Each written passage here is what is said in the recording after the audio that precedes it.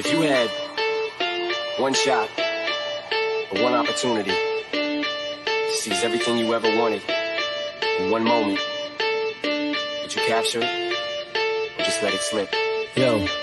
His palms are sweaty, knees weak, arms are heavy. There's vomit on his sweater already. Mom's spaghetti, he's nervous, but on the surface he looks calm and ready to drop bombs. But he keeps on forgetting what he wrote down. He opens his mouth, but the words won't come out. He's choking how? Everybody's choking now. The clock's run out, time's up, over, loud. Snap back to reality. Oh, there goes gravity. Oh, there goes gravity. Choke. He's so mad, but he won't give up. Daddies, he know he won't have it. He knows his whole back to these ropes. It don't matter, he's dope. He knows that, but he's broke. He's so stacked that he knows when he goes back to this mobile home, that's when it's back to the lab again, yo. This old rhapsody better go back to this moment and hope it don't pass it.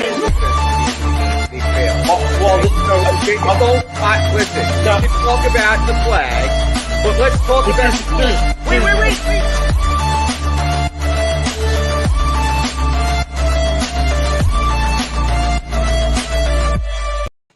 And good morning, everybody, and welcome to Trending in the AM right here on DSM Media. We're live, as always, Facebook, Twitter, Twitch, YouTube. You know the drill. Smash the like button, retweet button, and share button.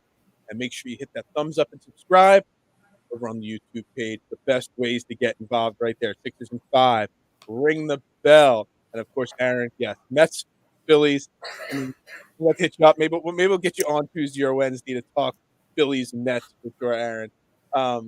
We're live. We got lots to talk about today. It is Overreaction Monday. Our favorite day of the week, where we get to overreact to everything that happened all weekend long.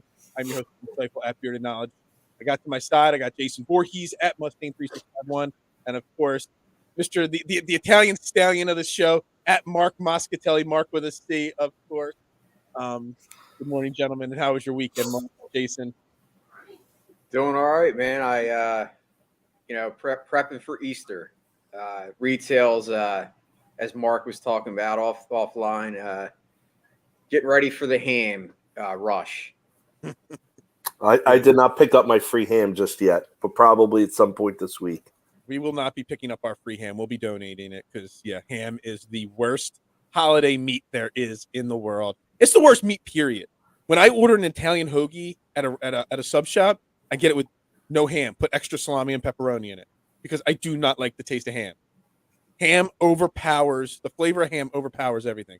And at my pizza shop, being in Kennett Square, the Spanish community, like the biggest Spanish community in the region, we sell a lot of ham and pineapple pizzas. A lot of them. And no. Pineapple. Wait, do you put pineapple on a red pizza or a white pizza? Red, the Hawaiian. It's a Hawaiian pizza. Ham, pineapple, bacon, that kind of stuff. The Spanish community, they eat up the Hawaiian. And as they say, they can't say the word Hawaiian. They say, can we get a Hawaiian pizza? That's how they think it's said. So I would eat pineapple on a white pizza, not a red pizza. Yeah, no. And even that is really pushing it, dude. I know. It's gross. Yeah, definitely. Then we get the random Spanish customers that will come in, and instead of ham and pineapple, they'll want to take the ham off, and they want mushrooms and pineapple on their pizza. And that to me is the most odd, gross combination. Yeah, man. It's whatever. I love mushrooms on pizza. I got to ask, Phil, are you a fresh mushroom guy or the canned mushroom guy? I'm a canned mushroom, and I know it's an unpopular thought, but there's something that people don't realize with mushrooms. Mushrooms, there's a lot of moisture in mushrooms. And when you cook mushrooms, the moisture comes out of them. So when you put fresh mushrooms on a pizza, you're cooking the mushrooms, and all that moisture comes out of the mushrooms and then gets into your pizza. So it's very hard to have a really crisp and good pizza with that. So the canned mushroom, as long as you drain the juices that they sit in out of them, they don't add to like the softness of the pizza. I like a good crispy pizza. See, that's the information that you don't think about. Almost 90% of the pizza shops out there use fresh mushrooms, but they don't realize there's something on a pizza called the gum line. Do you know what a gum line is on a pizza? I do not. When you take your next slice of pizza, look in between the cheese and sauce and the dough. Is it cooked all the way? Or is there what looks like, it's not raw, but it looks like a raw gum line? And that's things like mushrooms and the moistures. It makes the pizza soggy. It doesn't finish cooking it all the way. Well, inside information, guys. Well, here's some inside information, okay? For me, mushrooms are my ham. I cannot stand mushrooms. Disgusting. I like mushrooms I don't like I it. can do without them, but I don't mind. Like it's not like I'm going to turn a slice of pizza away. Yeah, that's my but hand. I won't even. Yeah, I think the most underrated pizza toppings, pepperoni is the most overrated pizza topping. That I agree. Gives me terrible heartburn. Yeah, me too. Two things that every single person should get on their pizza at all times is bacon, because bacon is great. I love bacon. Not on pizza. Yes, at my man Adam, he's always in the pizza Bacon's shop. great on pizza, actually. I usually get bacon and sausage on my pizza. So my basic pizza that I make for myself all the time is bacon, sausage, onions, and we use red onions instead of regular white onions. Adds a different flavor to it. And the second, it's bacon and hot banana peppers, the yellow banana peppers. Put them on your pizza. They're not bad. They're great. I put them on everything, but so bacon, sausage, onions, and banana peppers. That's my go-to pizza combo. I'm gonna have to try the peppers and the onions now. Yeah, absolutely. Yes, I'm a big fan of banana peppers. I like black olives. And and anchovy. Ugh. Anchovies. That's someone else. Say my dad just said it. Anchovies. I mean, I come from a strong Italian family. My aunt and my grandma. My aunt lived with my grandma, forever because she was never married. They lived together for a long time. They would have a can of anchovies and a can of sardines in the fridge, and they would just eat them, anchovies and sardines, right out of the tins. I was like, that was the grossest thing. Yeah, anchovies and black olives. The problem with anchovies and black olives is the people that get half and half. half black olives and half cheese, then the other half of the pizza is still going to taste like the black olives and anchovies. So you have to get a whole pizza that way. Yeah, that's not. Ugh. I got to spend the next 80 hours in the shop. You're talking. We could do a whole show on pizza. We should do a pizza show. We should do a show at the pizza shop. There you go. And you can eat it live. Yeah, we can eat the pizza live. We could taste test the pineapple and let's get the crew to do one of their Phillies pregame shows at the pizza shop, and everybody come out and I'll make a big pizza spread for everybody. That would be a great event. I know my man Adam will be there for that show. Absolutely, since he lives right up the street. All right, guys, we got lots to talk about non-pizza wise. We got Sixers playoffs start this week. Phillies first series of the year just completed against Oakland. And I want to talk a little other stuff as well. So let's start with the Sixers. They wrapped up the season last night with a win. Joel, James rested. Obviously, Thursday was a pretty rough loss to the Raptors, who are now our first round playoff series. Obviously, we know everything's going on with Matisse. He's come out and said he's not fully vaccinated. He is not going to be available in the Toronto games, however many there are. And I want to say, I kind of posed the question to the show, will the Sixers, be a one and done team? But I kind of then started thinking about it after I typed up the intro for the show. In the last 3-4 years, has there been a Sixers team head into the playoffs that we've been this unexcited for, this down on? I mean, we did trade for James Harden, one of the greatest players of all time, and it seems like the energy level surrounding the Sixers team is as rock bottom as it's been since the process started. I mean, since the 10-win season, I don't remember being this down as a whole, the community on this team. So, Mark, are we a one-and-done team? And why is it that we're so down on this team? Is it an unlikable team or is it an unlikable coach? What is it? Oh, I think you just said it. It's the coach is extremely unlikable right now. I mean, did you see his press conference last night? And just shit all over Paul Reed's he had a really good game. And it was like, this is not like what the Paul Reed parade, or what did he say? Something asinine. And he snapped at a couple reporters. He makes the team unlikable. Just the way how condescending he is. And I tweeted this out earlier, like how condescending he is to the media. And what people fail to realize is the media is the conduit between the team and the fans. So when you talk down to the media like that, like you're holier than thou, like you've invented basketball, you're insulting essentially your customer base. And I think people have had enough of Doc Rivers, especially with his rotations and things like that. And I think what really got under his skin that Paul Reed played really well. And how many times have fans have been clamoring about getting him into the rotation, and it proved the fans right. So he kind of was the kid that takes his ball and goes home when when things don't go his way. Yeah, I think a lot has to do with the voice of the team, which is essentially your head coach. And that's why people are down on this team. That and the fact, like, they can't hold it.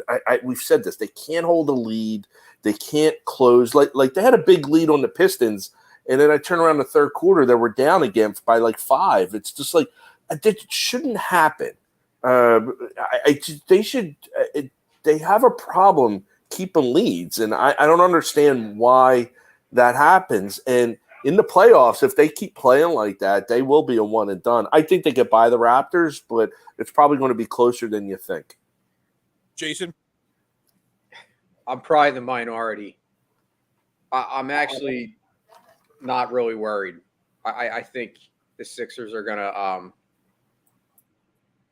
I'm worried about the coach. Let's put it that way. That's Scotty's comment here, nails it. I brought this up on Twitter before. It's the coach.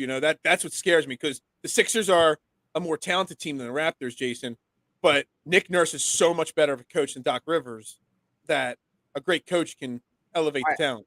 I mean, I agree that that's where they do have the edge, but I'm not as down on the Sixers as a lot as maybe the majority. I'm more, like I said, I've come into this with a patient attitude to begin with, and I just think that Joel Embiid is going to dominate just like he did in the regular season. And not only that, I believe that James Harden, and I'm not saying that like he's the kind of guy that can just turn it on or turn it off, but I think James Harden has kind of been, I don't want to say dogging it per se, but I think he's not been playing up to his capabilities. Mm-hmm. I think, to me, playoffs are a different level. Every sport. Like, I watch it, I'm a hockey guy. Regular season hockey is totally nothing compared to the playoff hockey. And it's the same thing in basketball. This is the playoffs. So I'm looking for this team to like go in there with the mindset that they're going to beat everybody and they're not going to take shit. And that's what I'm hoping for. Now, is that going to happen? I might be totally, disappointed. You kind of bring up the James Harden part of it. And, Doc Rivers did say in the part of the press conference where he wasn't being, demeaning and talking down on everybody, he was bringing up how obviously Joel and James didn't play yesterday. So there's a 7-day break for those guys to get healthy and also integrated in the team. He called it kind of like the next 7 days is almost like a mini training camp for them. And, obviously I put a tweet. Obviously it was after Thursday's debacle against them, against the Raptors. I put out a tweet. And I put out the tweet, what's the problem with James Harden? Is he washed? Is he injured? Not a good fit or other? And obviously, everybody was really upset after that game. Washed won this poll, 231 votes. 48% of them said he was washed. But it's got to really come down to the simple fact that, there's a reason these kind of big trades don't happen late in the season of big superstars and work out right away, because there is no time to properly integrate. So maybe he's not washed or hurt. Maybe he's a little banged up. Maybe he's not who he used to be. But maybe it's just as much as there's no time to practice and really work on what needs to happen. Now, you would expect somebody like James Harden to be able to figure it out, on the fly. But, maybe there is something to that. Yeah, I mean, I think James Harden is, obviously a pro. I mean, when he came here, we saw his press conference and we all were excited by, maybe he showed a side that we didn't know. Mm-hmm. So I don't know. I guess maybe I'm holding on to hope that James Harden is the real deal and that it's going to be different come playoffs. Now, like I said, I could be totally off base here. I could be, and I might be totally disappointed with the outcome, but I'm just looking at it from a perspective of, I look at the Sixers team and they are one of the top teams in the East. Are they the top? Probably not.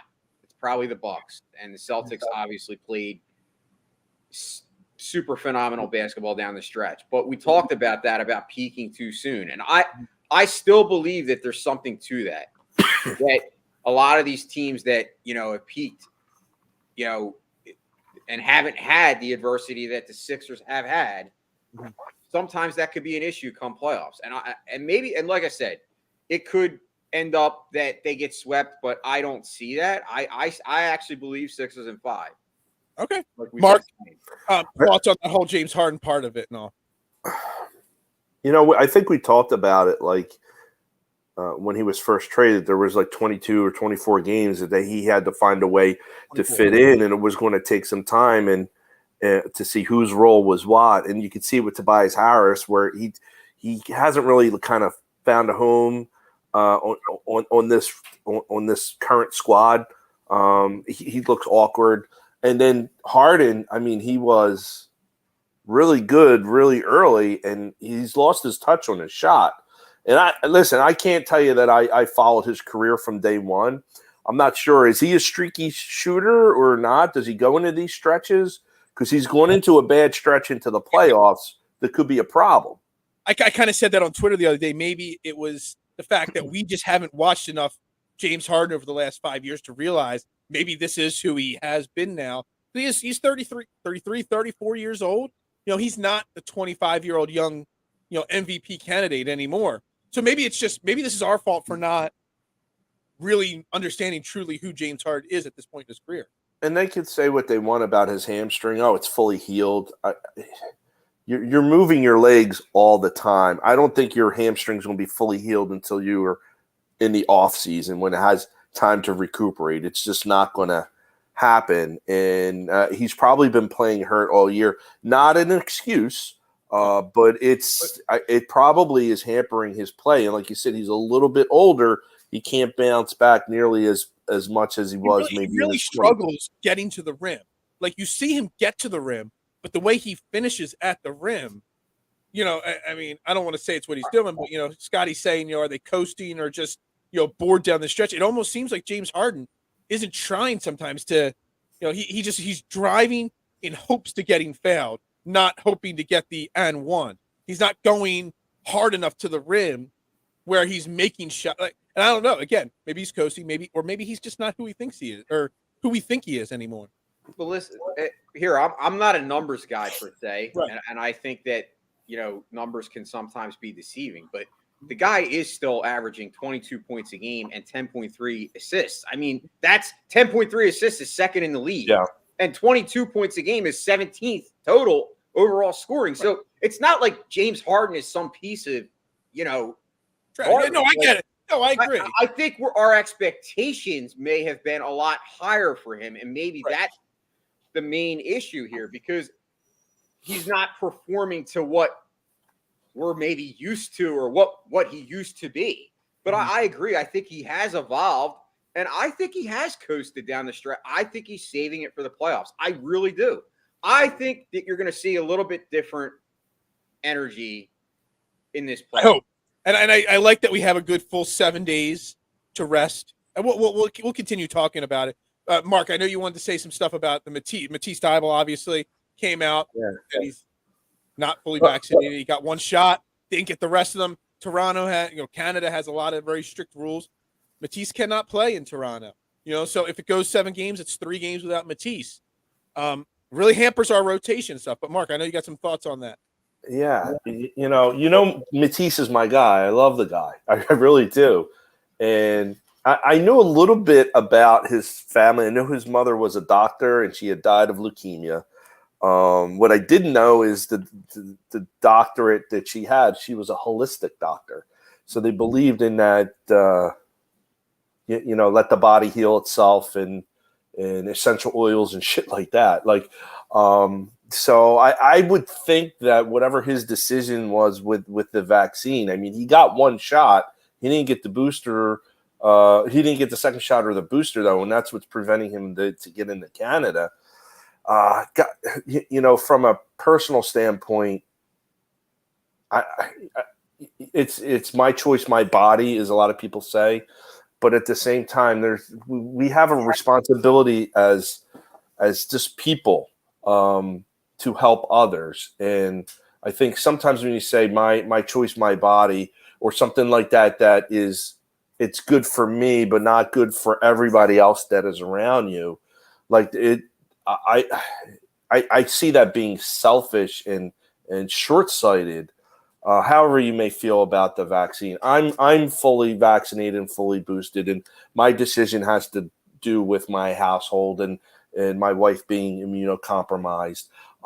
Phil, we were talking in off air, or you may have tweeted out that you have family on one side that are fully vaccinated and others that are not, but you kind of stay down the middle and try to bring everybody together. I just with the outbreaks that the team had, and with him already having one shot, I would have thought that he would, all right, let me get the second shot just to try to play it safe.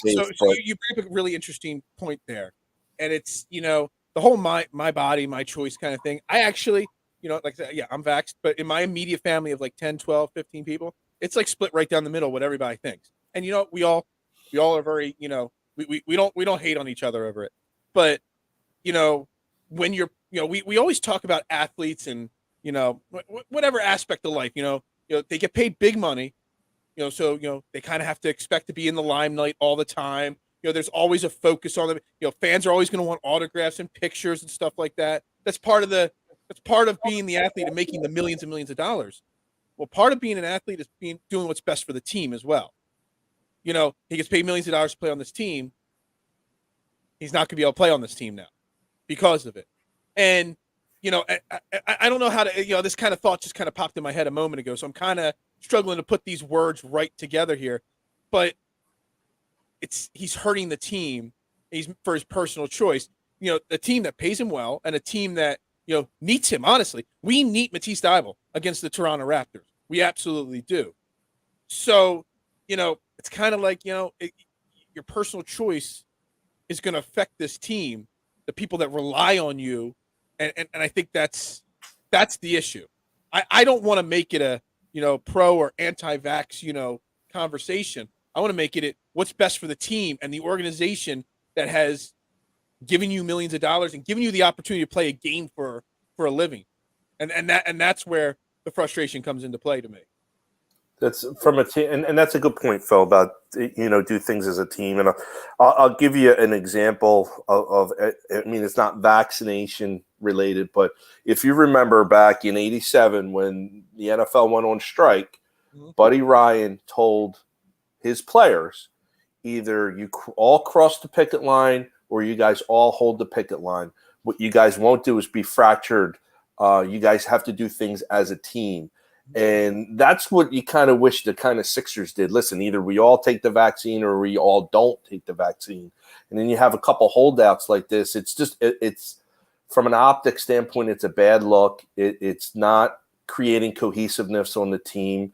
And, should they lose against the Raptors, and their defense is part of the reason why, I mean, Matisse is going to be the scapegoat. And it's a shame because Matisse went from being the biggest fan favorite around here to one of the biggest, everybody hates him now. And he'll be gone. I mean, they'll trade him or dish him off someplace else. So, I mean, they picked up his option. I wonder if he was going to originally be part of that Ben Simmons trade, and Brooklyn did not want him because they didn't want another person like Kyrie Irving that come playoff time might have to sit out.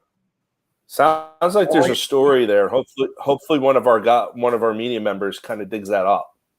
That's a great. I like gossip like that. Go ahead, Jason. I'm sorry. No. That I was just saying that's a great point. Like I didn't even think of that, but that could very well be true. I mean, a lot of people were saying that Matisse, it was going to be either Matisse or Maxey, and then it ended up all of a sudden. All that medical record stuff is exchanged when trades go down. So. It's very possible. It's definitely. I mean, to me, I'm kind of with you guys both. I mean, you just wish that he would just get the vaccine. I get the whole, like Mark was saying, my body, blah blah blah. But I mean, at the end of the day, really, it's one shot. It's literally the booster shot that he doesn't have, and that's crazy. I think he's got more than. I don't think he got his second shot either. He only got the first of two. Okay. He So only got three that shots. doesn't make sense either. Because what He got the first shot. Then it only really, works if you get two. So I don't know why you would get one and then not get the other two. That's what's puzzling. I get there's people out there that haven't got the shot yet. Like and I don't agree with them, but I get that.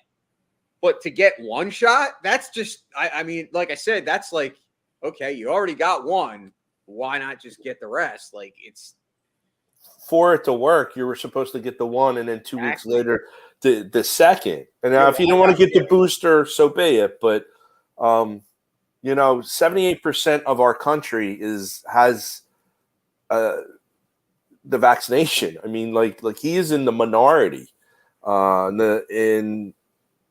To your point, Jason, yeah, you basically didn't complete the assignment. You did half-ass work. You got one shot, and you said, "No, I don't want to get the other one." And it was probably because people got sick around him, or maybe he got sick and said, "Well, screw this. This doesn't work." Well, yeah, it doesn't work because you didn't go through the full treatment.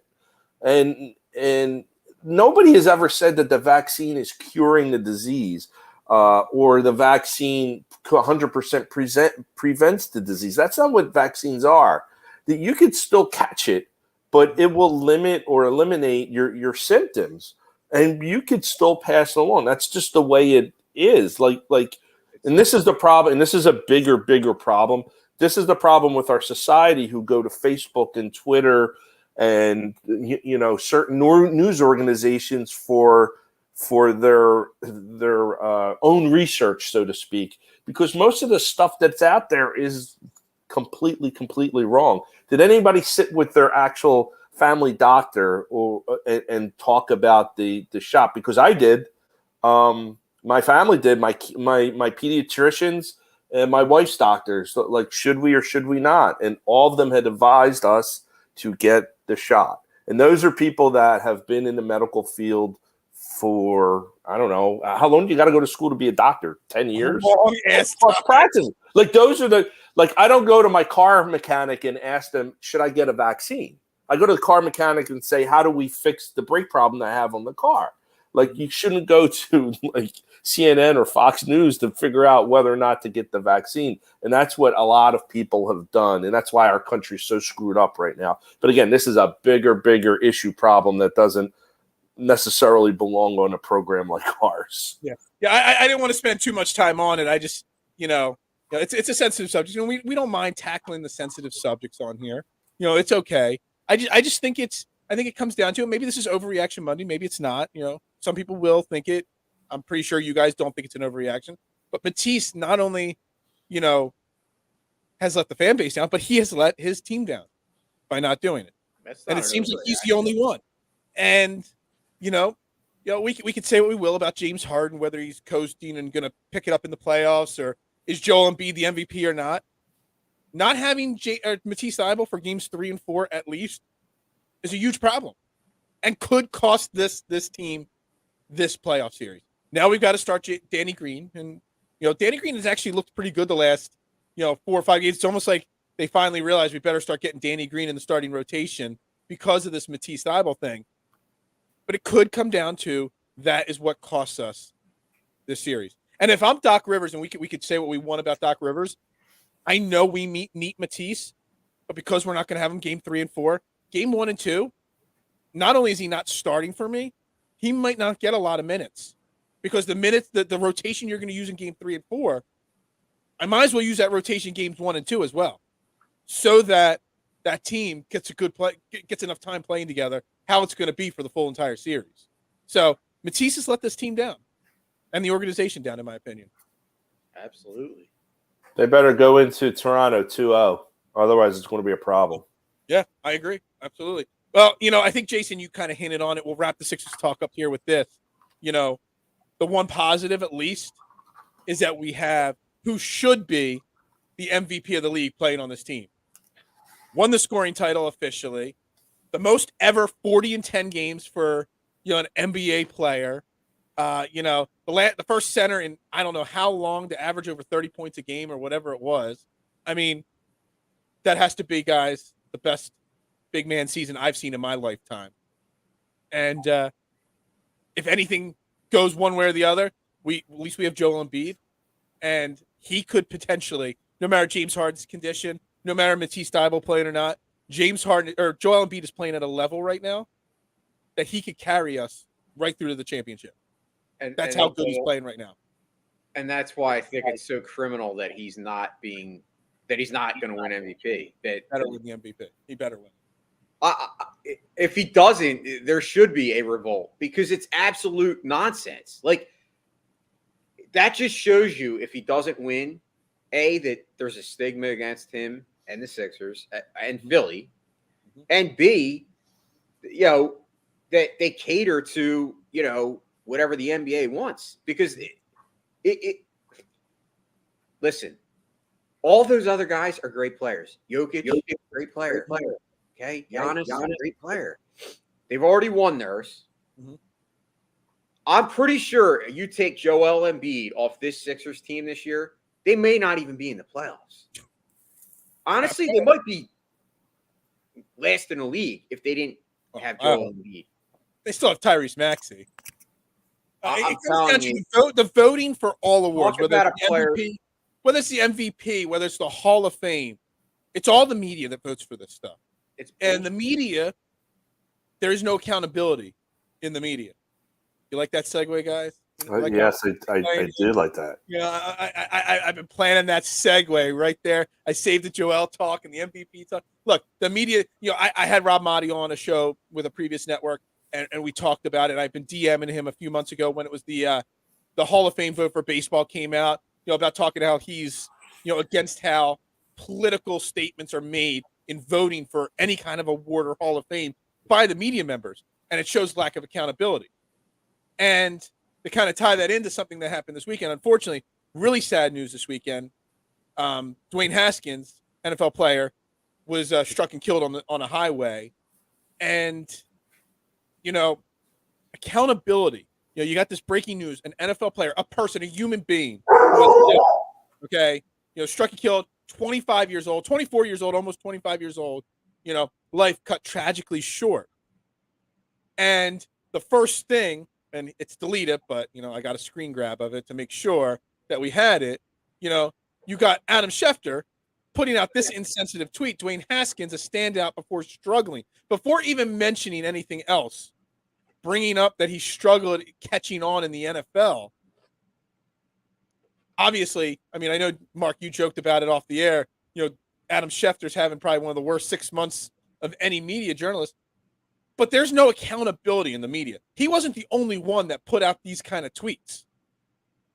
And it's pretty disgusting that these guys, have such a huge platform, can make as many mistakes as they do with insensitive comments.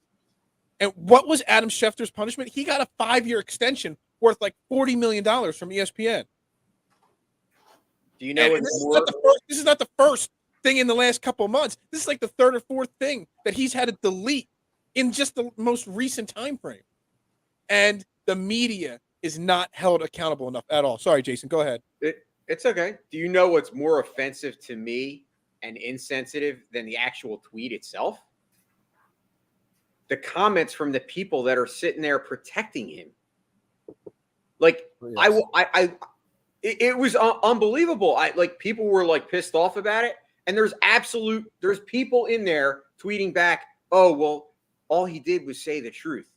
That, to me, is even more ridiculous. I didn't see the original tweet because I only saw you. So I didn't see all the comments underneath. Yeah, but that always upsets me. Whenever you see an insensitive tweet, an insensitive Facebook post in a group, anything on social media that's insensitive, and then you see the people underneath it, that you really learn a lot about people's, personality and who they are with how they comment on things. Sorry, Mark.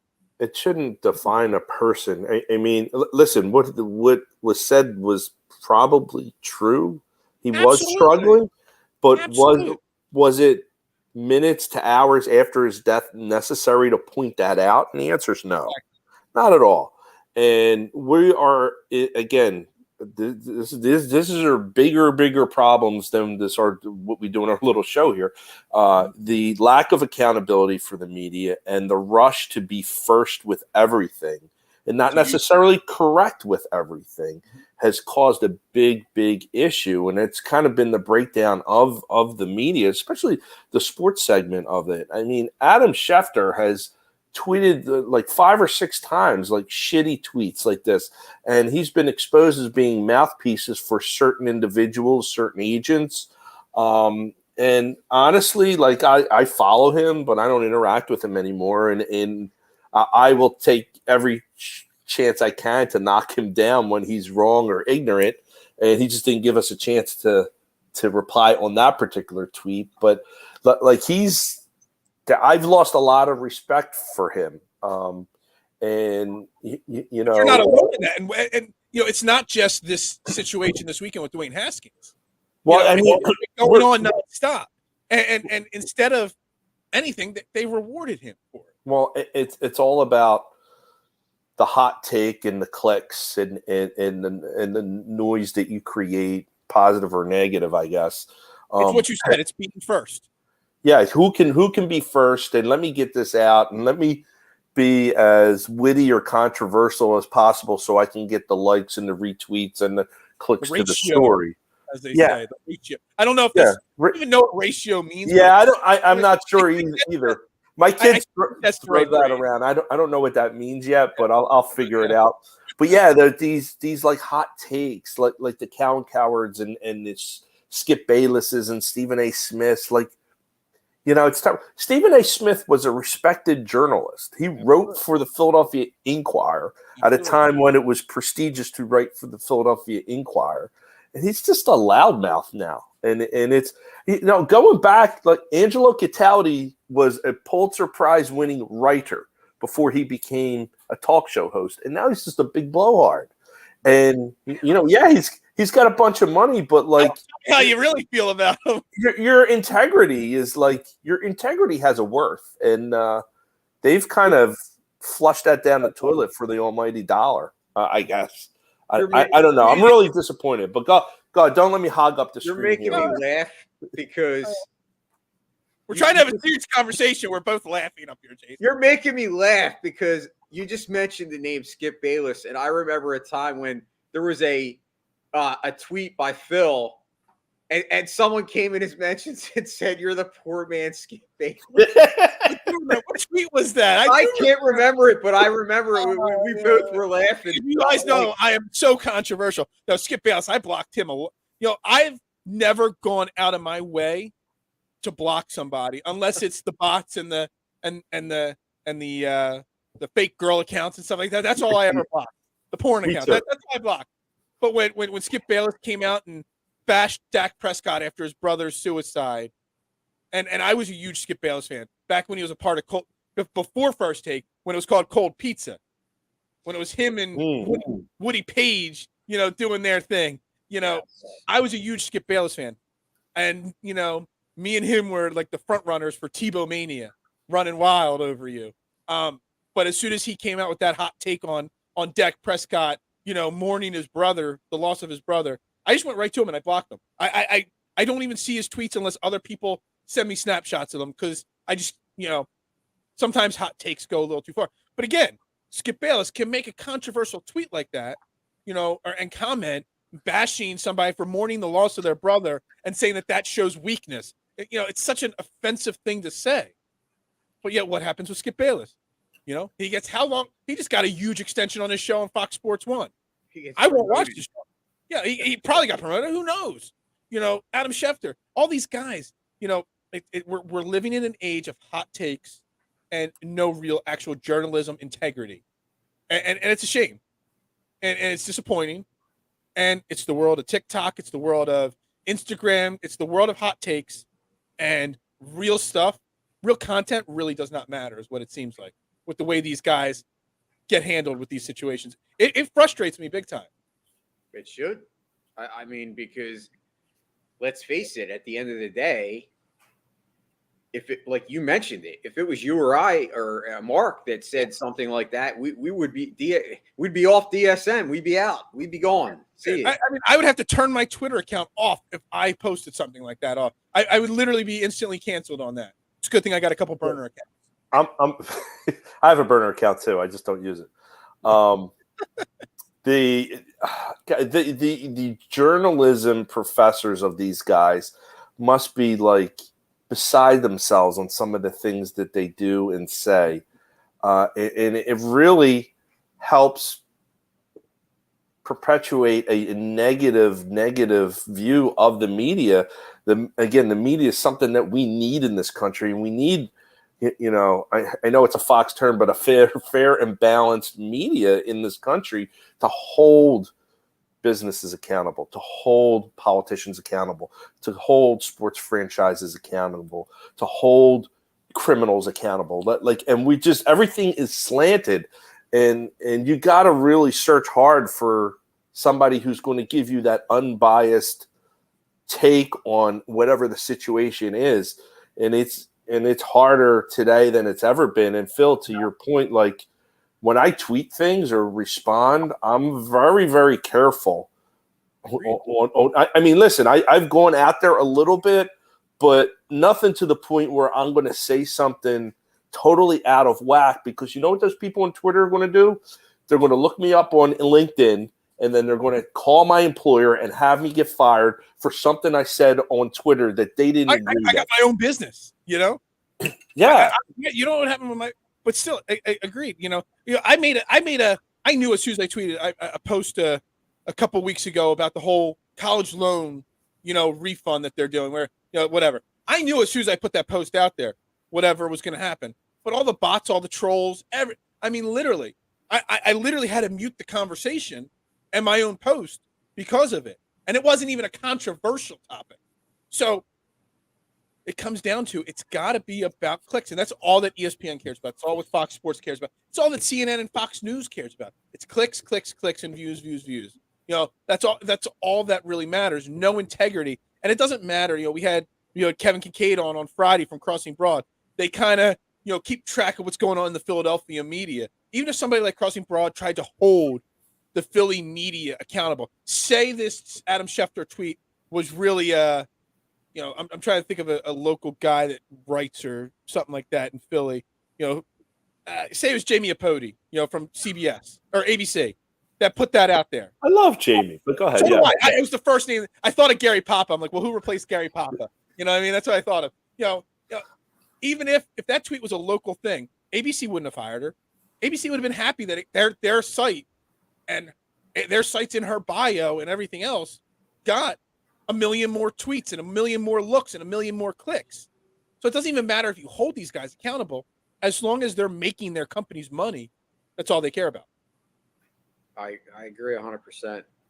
I don't think it's, I don't think it's anything that's going to get better anytime soon, because unfortunately that's the way that things have kind of shaped out. And that's, at the end of the day, it's the almighty dollar once again that pretty much runs everything. So if Adam Schefter's, well respected around the league, and he's making, his company money, they're damn well not going to get rid of him unless he does something that's totally over the line to the point where they have to get rid of him.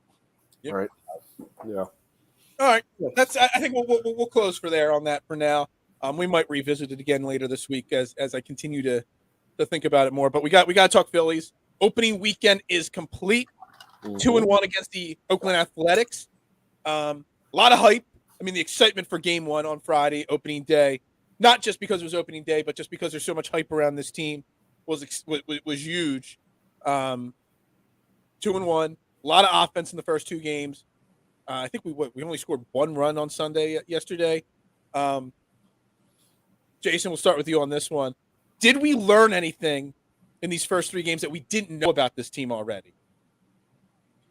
Well, what I would like to say, they are who we thought they were. Did I make the quote right? Did I get the line right? Sorry, Jason. Well, I mean, first and foremost, I think we learned that this offense is going to score some runs. Obviously, yesterday they only scored 1, but they scored 9 in Game 1, and then they scored 4 in Game 2. But more so, we learned that they are going to put up some major bombs. These guys can mash. Schwarber's home run was freaking moon 424 feet, I believe. And then Castellanos, the dead center. that one was amazing. And then, of course, obviously the other guys that can hit home runs, like a Segura, the sneaky guys that I said, in another show that, we're talking about all the big five, but there's other guys on this team that can actually put the ball out of the ballpark, especially in this ballpark. CBP is going to see a lot of times where that bell is going back and forth. But so we saw that. I think a little bit surprising was the pitching actually did pretty well, better than I expected, actually. Even Aaron Nola, I know he had the crooked inning, but we talked about that. That to me was Joe Girardi's fault. Joe Girardi should have pulled him right after he saw that his ball was not being able to be located. He was up in the zone consistently for the last part of the sixth inning, and then when he came back out, he was up in the zone again. Girardi should have yanked him, but no, this is what I learned. I didn't learn. It's not new to me. It may be new to some folks, but if there is an issue on this team, it's the manager. And I've been saying that for a while. I'm not a fan of Joe Girardi, and I think you saw it the way that he mishandles the lineup already. Now, I know it's 3 games in, so, but this is Overreaction Monday. Mm-hmm. I mean, why was Alec Boehm not in the lineup? Yes. And I know the answer, but I would like to see Alec Boehm with Bryson Stott. Is that a crime? Can that not be, can it not happen? He had a good game. Let him go back out there again. Phil, you talked about this, about the young guys not doing well when there's a platoon. Well, here we are already 3 games in, and you're seeing that it's a platoon. Yep. So that's what it's not new to me, but if there is an issue that I still see there, it's the manager. Yeah, no, I agree with you on that. I mean, I got some thoughts, but I'm going to let Mark go here. Any other thoughts on what we may have learned that we didn't know about this team? Well, I've learned that none of our new acquisitions know where Broad Street is, even though they need to take it to get to the stadium every day. Plug it into their GPS and they go where the computer or the phone says to go. Yeah, I think that Kyle Gibson had a good game. He pitched a decent game. Very, very good. That was probably my surprise. I think the lineup honestly was better than what I expected. They had the tail off on game 3. But here's the deal. If they keep going in the series and win 2 out of 3, 2 out of 3, 2 out of 3, they're going to win 100 games.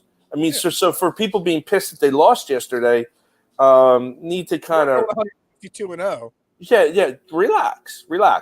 We have the Mets coming up. If they win 2 or 3 of the Mets, is it 3 or 4 game series? I'm not sure because they played 4 to open, I think, against the Nationals. I think it's 3 games. I didn't look at the schedule yet, but if they win 2 or 3 of the Mets, if they keep doing that, it'll be fine. It should be a fun series.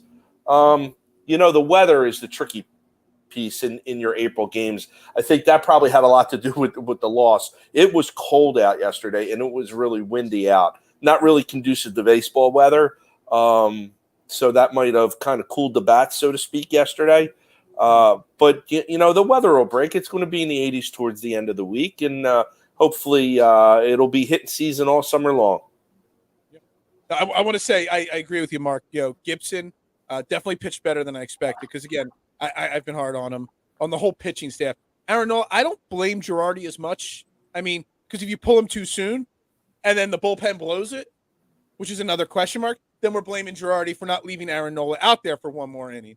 So Aaron Nola's who we think he is. He's going to give up a lot of 3, 4, 5-run games. He's not going to shut teams down for 7 innings every single game out there. Again, and I know his stat line yesterday didn't look that bad, but Zach Eflin, again, I know he didn't give up a run yesterday, but I did not think, and I was watching, I was doing double duty. I had one screen on the Phillies game, one screen on the Masters final round yesterday, but I didn't think Zach Eflin looked that great. He was all over the place yesterday. He got bailed out. That line drive with the bases loaded hit him in the glove.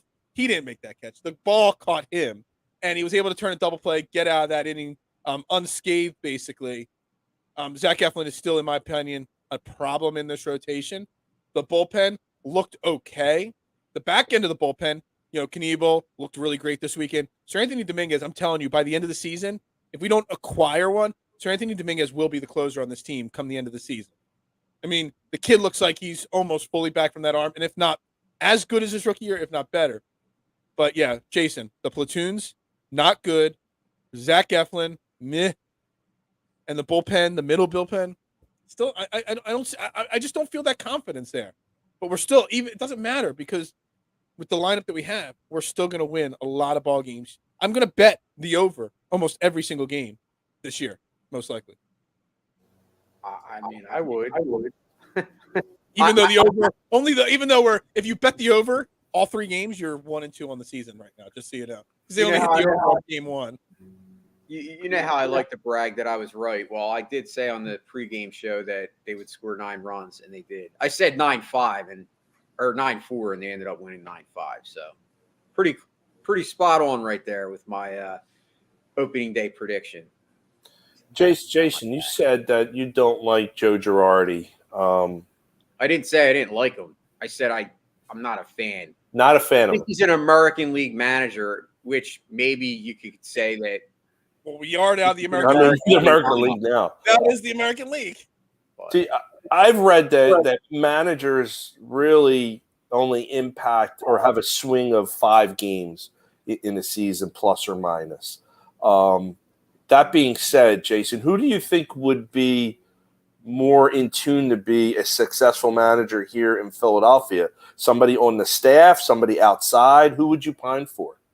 It's a good question. I mean, I know I'm in the minority, but I actually think, and once again, every time I say something nice about the Mets, I get ridiculed. But, you know, the guy that they signed, their manager, I was pretty high on. A lot of people don't like the guy. But I think if you watched the series over the weekend with the Mets, they had a couple guys get nailed in the head with pitches, and the team rallied around, especially the Francisco Lindor. I don't know if you guys saw that at all. Yeah, there was a big fight, right? Okay, Yeah. Francisco Lindor got hit in the head and by a pitch, and basically the team, there was a brawl kind of thing, and then they rallied around, and Lindor made a comment that, he loves the fact that this manager has brought in the team building aspect, as far as making everybody together as a team. And that's what you want from your manager. You don't want a manager that's, just half-assing it.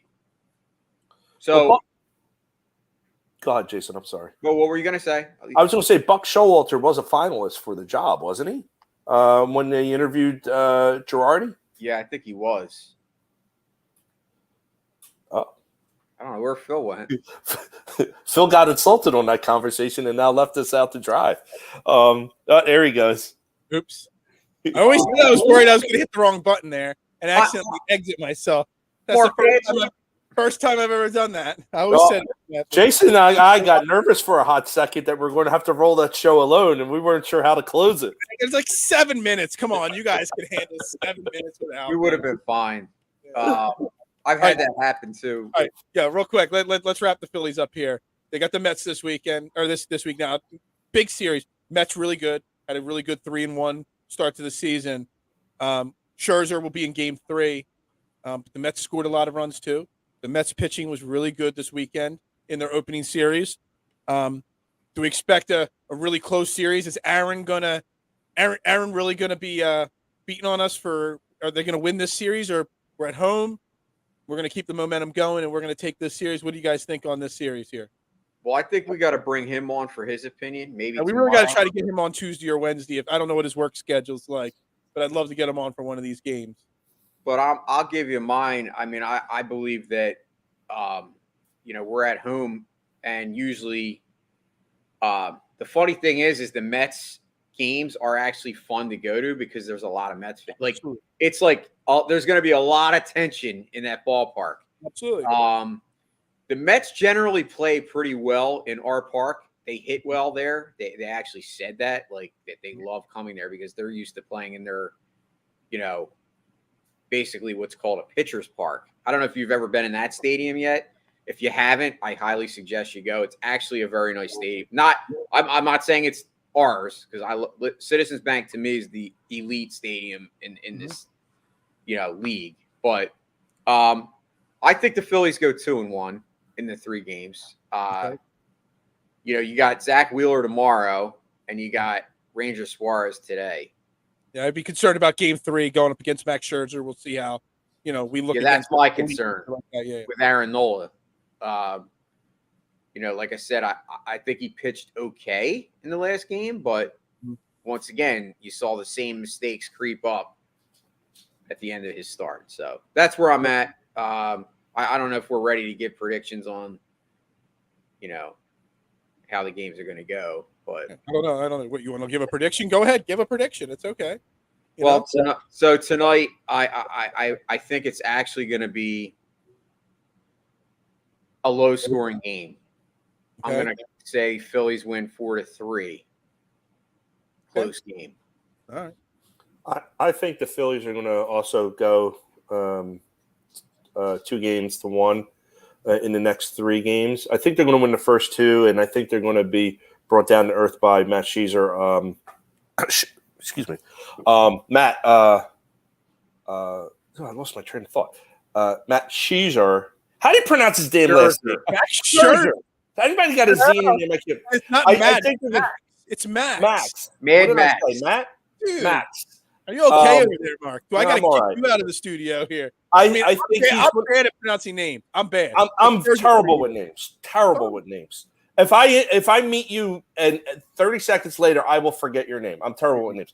But I think they're going to be, to Jason's point, like I think they're going to be brought down back to earth on that game.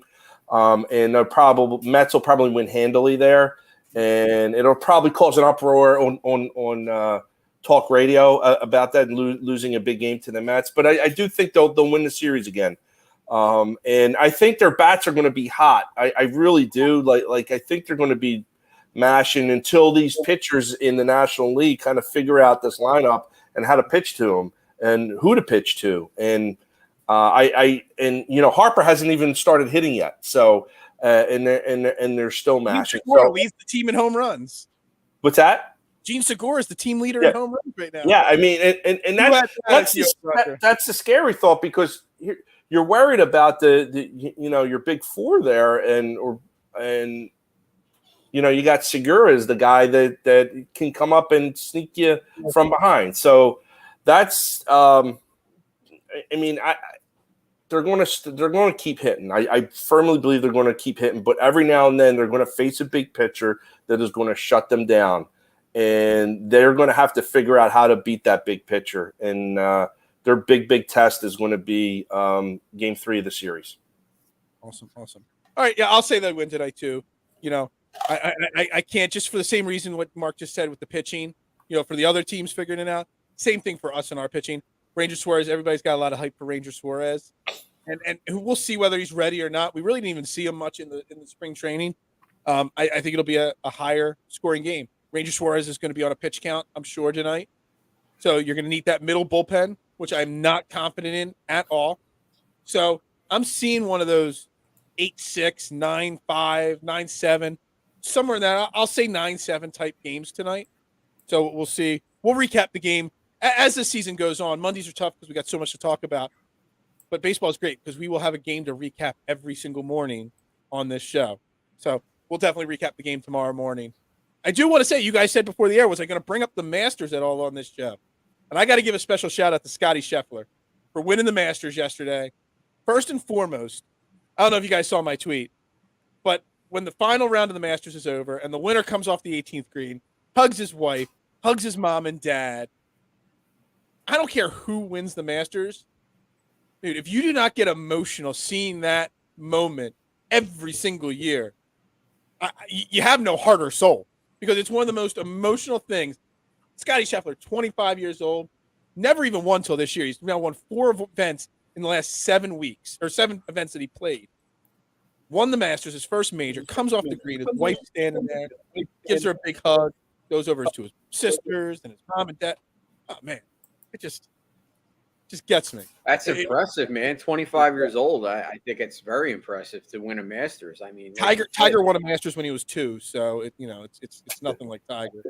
I'm with you. Like, I like emotion in sports, whether it's golf or baseball or NCAA basketball. I mean, NCAA basketball is probably the biggest when it comes to emotion, because as those teams get eliminated, a lot of those players will never play organized basketball again. So it's like there's things coming to an end. And that's what I love about sports, is the emotion that is in there. Phil, I got to say, I really didn't watch much of the Masters, if anything at all, and I did miss that. But I'm probably going to go search it out on YouTube right now so I can take a peek to see how it went. It was really funny. So on the 18th green, Scotty Scheffler had a putt for a birdie. He literally could have 7-putted and still won the Masters. And he actually missed 3 really short putts. And the crowd's like, uh-oh. Because he literally, there was so much, he knew he wasn't going to lose. And he started missing some really simple putts. But it was great. You say, you just never know with the NCAA kids. Golf is a sport where, I mean, Scotty Scheffler's won 4 times this year already. I think there's only 2 or 3 golfers in the history of golf that ever won 4 times an entire season. And we're only in April. And the season runs through September. And he's already won 4 times this year. It's an amazing feat, and he's 25. But in golf, Hall of Fame golfers, you win 3 or 4 events in your entire career. Not majors, just events. You're borderline a Hall of Famer. It's super hard to win a golf tournament, let alone multiple in your career. And the fact that, you talk about NCAA kids, they might never play. Some guys win an event, and the emotion comes, whether it's the major event or just a side event, like this week's RBC Heritage. You win a golf event, that's a big deal. If it's your first one, your third one, you just never know if you're ever going to get that feeling of winning again. So the emotion that comes out when they win an event, it's amazing. And shout out to Scotty Scheffler, because Scotty Scheffler is one of the great human. He's a Texas boy, good Catholic or Christian, typical Southern Texas type guy. Does everything right, says all the right things, and for some reason, 95% of the golf gambling and fantasy golf community, including myself, said stay away from Scotty Scheffler this week. There was no chance he was going to win, and literally the Saturday and Sunday, literally all 95% of us were just tweeting all weekend long, screw up, screw up, screw up, because we all needed him to screw up. I had a very profitable weekend. I wrote an article last week for my WordPress. I put 12 names to watch that were going to make runs at the top 10, top 15, and 11 of the 12 names I picked all finished in the top 15. So I was spot on with my fantasy content this week, except for the fact I said don't play Scotty Scheffler. Everything else I picked, worked out perfectly right. But yeah, sorry, Jason, did you wanted to say something there? Oh no, the only thing I wanted to say was the only reason that I checked in on the Masters was obviously Tiger Woods. Oh, yeah. The fact that he came back from, that horrific injury, obviously almost lost his life in that accident. Like that to me in itself is amazing. Mm-hmm. And I know we tend to sometimes, look at Tiger as like being, not human, like superhuman, but that moment, the fact that he was able to return and perform, to me, I respect that. I'm going to get into my thoughts on that on Fairway to Heaven tomorrow night at 9 p.m. a little bit more detailed. But yeah, exactly. I mean, Tiger actually made a run at contention the first 2 days, but then you could kind of see Saturday and Sunday the limp got progressively more noticeable. Excuse me. And you could just tell that, he's not, and he didn't even, like, everyone was talking about, well, how many more golf events? He hasn't committed to another event till the Open, the British Open, which is at St. Andrews this year in July. He doesn't know if he's playing even at the other 2 majors, the PGA and the U.S. Open yet, because he literally has no idea how his body's going to react. And he loves St. Andrews, one of the most historic golf courses in the world, in the history. And he loves that event. He's won there multiple times, the Open Championship. He is a robot. He is a monster. The fact that he was able to play 4 rounds on one of the hardest courses to walk, people don't realize how hilly Augusta is. Man, I mean, he's a monster, a straight monster. So, robot. He's a $6 million man, maybe $6 billion man. But there was talk about could he get a car? Could he get a medical exemption and they weren't going to go for that. Apparently, and I don't think he wanted it anyway. Did he request any? No, he wouldn't. He's too in tune with what the rules of golf are and the history of golf. One or two golfers in the history have tried, and none of them have been. They will not give out that exemption, especially for the main events. Maybe a side of golf's pretty much a year-long sport. People don't realize it's not really January through September. October, November, and December, there are golf tournaments going on that count towards their world rankings and stuff. It's just most of the major guys take those events off or just play one or two here or there. Maybe like the Mayakoba Open in November. Maybe they would give one player an exemption for that event. So an event where they're struggling to sell tickets and they want to get. I know John Daly has applied for carts, and he's a seller. He sells tickets. Even at his old age, people want to go see John Daly smoking cigarettes and smashing drives. Well, did he win? He won a major, and I forget what major. He won the PGA and the Open. Okay. But I mean, they go more for the show with John Daly. Yeah, because he looks like us, and he smokes cigarettes. He gets up to the tee box. He eats McDonald's and yeah, exactly. And he holds off a 400-foot drive or something like that. Him down, and he's an attraction. So I forget the name. There was a name years ago, about 20 years ago, that had a leg issue, and he applied for an exemption. Casey Martin. Casey Martin, that was right. I wanted to say I kept thinking Paul Casey because Paul Casey was a golfer, but Casey Martin, and they turned him down for it. And my understanding is within the last year, I think he had that leg amputated too. Did he? Wow. Yeah. I haven't heard his name in a long time. So yeah, Tiger would not ask for a card. He would just not play because he respects the tradition of the golf way too much. But yeah, shout out to Scotty Scheffler, man. Huge win. Huge season so far for him. He is already so John Rahm, who was the number one golfer last year, won $6.5 million last year on tour, in just prize purses. And he lost the number one ranking to Scotty Scheffler a couple of weeks ago. Scotty Scheffler, since January, because he's won so much, has already won over $10 million this year in prizes. Whew. I know. Dude, that's how great Scotty Scheffler is playing right now.